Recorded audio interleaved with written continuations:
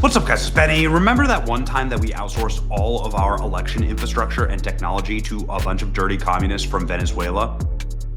That actually happened. It's called the 2020 election, and the results were incredible. Let me tell you, 20 million votes completely out of thin air for Joe Biden. Nobody's ever been able to replicate it ever again. Nobody knows where the hell those votes went. Maybe we deported all of them. If only. I literally wish. This is my wish. Please do mass deportations. But nonetheless, the point is that Dominion Voting Systems and Smartmatic is a company that was formed in 2004 by 3 Venezuelan citizens that were really close to the Venezuelan leadership. And that leadership is, of course, a bunch of dirty communists. And it does seem that the communists do win quite a bit, including winning massive settlements from Fox News just for noticing this, nearly $1 billion settlement just because Fox News talked about it. Same thing with Newsmax, $67 million settlement. It's almost like they want you to just stop talking about it, right? Just shut up, shut up, shut up. We'll sue you into oblivion. And it worked, actually, with a lot of Trump's team that demanded that he stop talking about Dominion voting systems and the stolen election. And Trump didn't, to his great credit. But what's to happen now? A reporter is out with some shocking news about Dominion voting systems and about the 2024 election fraud and how it was prevented. And I think this is just bombshell stuff. And I think it puts actually into stark relief why Dominion voting systems might have just been sold to an ex-GOP election official, a story that kind of snuck under the radar here in October last month. Dominion voting systems sold to former Republican election official. Dominion was at the center of the 2020 election conspiracies. Call them what you will. It turns out that they were right, nonetheless. Dominion Voting Systems is a company has been sold to a new election company run by former Republican election officials, according to a person familiar with the sale. Okay. Liberty Vote has acquired Dominion Voting Systems. Okay. Got it. Voting system Dominion is one of the most used voting machines in the U.S. Were used in 27 states during the 2024 election. But why was it sold exactly? Was something going on behind the scenes? Do we know something about what was perhaps about to happen to Dominion, or potentially what Trump knew about the actual voting systems? And now that Republicans run the DOJ, was something bigger about to happen if it wasn't sold? I don't know exactly. But I do know this. I do know that Emerald Robinson she's a reporter for Lindell TV. She started a thread about, and Lindell, obviously Mike Lindell, one of those people who are so viciously targeted by Dominion voting systems. She started a thread that we think bears some attention here. Let's go. It's time to tell a story about how 2024 election fraud was stopped. Are you ready? A few weeks before the 2024 election, Senator Mullen, somebody who's regular on my show, and Senator David Perdue finally arranged a meeting between Trump advisor Susie Wiles and the one man that could explain exactly how America's election systems are rigged. The meeting took place at Mar-a-Lago. Susie Wiles had publicly said that election fraud was not real and that people who thought so were crazy. After the briefing, she didn't know what to think. She asked for a piece of cake. She ate it slowly. And then she made the decision. Trump's team should be briefed too. In the end, the man stayed at Mar-a-Lago for 3 days to brief everyone. There was only one man who Wiles trusted to confirm it all, Elon Musk. A call was made. The man found himself in a room with Musk. Musk declined to sit through the full briefing. Just give me your data, he said. So Elon Musk read the AI summary of the technical data. He picked up his phone and made a call. We have a problem. It's true. Then Musk got on a plane to host a Trump rally in Pennsylvania. It was on October 17th, 2024. Musk got on stage and attacked Dominion. He said at the rally, there's always a question of Dominion voting machines. It's weird how they're used in Philadelphia and Maricopa County and not a lot of other places. Doesn't that seem like a heck of a coincidence? Musk was warning us the system was rigged. Okay, let's keep going. How could 2024 steal be stopped a few weeks before the election? The man who briefed Elon Musk and his team was Patrick Byrne and Gary Bernstein. This team had recruited dozens of people who knew how rigged the system was and how it was built in Venezuela. They'd worked for Smartmatic and Maduro. This group of whistleblowers were hiding out in a hotel in Switzerland before the 2024 election. That's where General Flynn flew out to see them. Flynn asked, "How long has this election fraud been going on?" They said, "Venezuela now rigs it in 72 countries for the last 20 years." The whistleblowers from Venezuela had video meetings with Musk's team and Trump's team to explain the technical details of the election fraud. Most important detail, the Dominion IP addresses had been located. All it cost was some Bitcoin from an anonymous Japanese account. Interesting.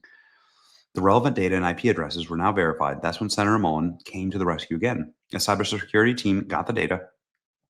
3 days before the 2024 election, the Dominion office in Serbia was hit. Their computers were worthless. Okay. On election day, nobody knew if cybersecurity teams had been successful in knocking out the Serbian computers. Everybody at Mar-a-Lago had to wait for the results without certainty. The man who had briefed Musk flew to Oslo that day. His team would flee uh, the USA if they failed. Imagine the moment on election day. Trump had no idea if he would win. So Patrick Byrne watched results from Qatar. Gary Bernstein watched it from Switzerland. And all of them would be hunted down in 2024. Election fraud was successful, and the USA would be finished.